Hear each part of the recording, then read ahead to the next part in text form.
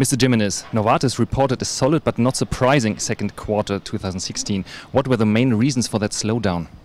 You know, I was very pleased with our second quarter results. If you think about the fact that we lost patent protection on our biggest drug, Gleevec, we actually delivered net sales that were about in line with a year ago. And that's very important because that means that our growth products like Gilenya for multiple sclerosis and Cosentyx for psoriasis more than compensated for that decline. So I'm feeling very good about the results in the second quarter.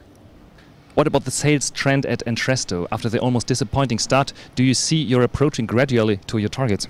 Yes, we're starting to see an uptick on Entresto prescriptions, particularly in the U.S. And we also had some very good news in the second quarter where the medical associations came out with treatment guidelines that established Entresto as now a standard of care in heart failure. This means that all physicians should be prescribing for patients that are appropriate for Entresto. So because of this, we're going to actually increase our investment in the rest of 2016 to build a primary care field force that will more than double the number of sales representatives selling Entresto. So it's looking much better than it did in the first quarter. The second problem child is Alcon. How do you evaluate the second quarter's sales, and do you see Alcon's future inside the Novartis family?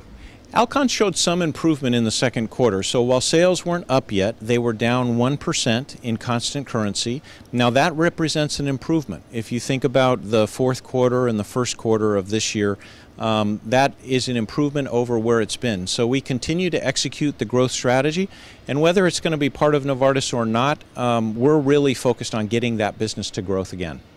What about immune oncology? Novartis wants to play a leading role inside the second wave. Could you elaborate on this more concretely? Well, we're a very strong player in oncology, and there's a lot going on. There are many discoveries right now in first and second generation immuno-oncology agents. So over the last 18 months, we've made a number of acquisitions. We've made a number of discoveries in our own Novartis Institute of Biomedical Research, and we will be a player in immuno-oncology. It's just going to take us probably another 3 to 4 years before you see those first agents come to market.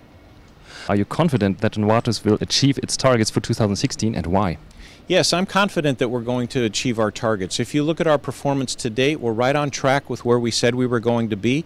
Now, the pull forward of some spending on Entresto may cost us 1 or 2 points of core operating income, but we're doing it because this is right for the long-term success of Novartis, the long-term success of Entresto. Dictate this. We're spending now for Entresto because we've got the good news that we were waiting for, and now we're going to maximize the potential of that new drug.